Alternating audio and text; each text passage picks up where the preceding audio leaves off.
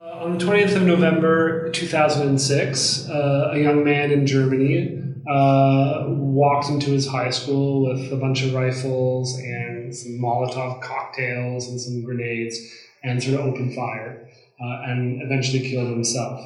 And before doing that, he released a blog and a series of videos basically announcing what he was going to do and why. So what drew me to the 20th of November was the way in which it presents really radical, angry, frustrated points of view about society, and does it with a kind of an uncompromising ferocity.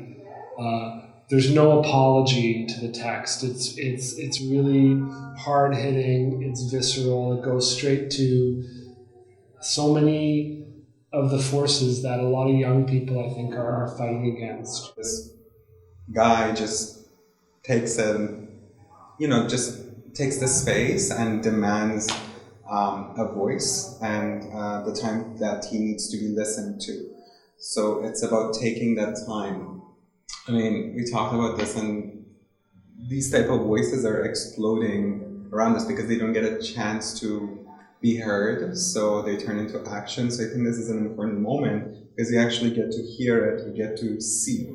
And I think the rationale of evil for me was, I mean, it's a rationality of it. It's by no means like a justification, but it's like the rational. So it's human, and I think that's the most scary thing about it. That evil is so human, and we should see that this is a person who has gotten to that point.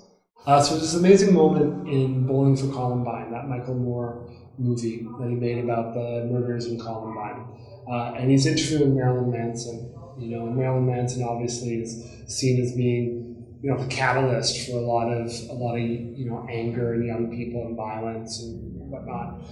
And he asked Marilyn Manson, he says, "Look, if you had the two kids who did the shooting in Columbine, what would you say to them?" And Marilyn Manson says, "I wouldn't say a thing. I would sit down and listen." And I think for me that this play is that moment where you get to sit down and listen.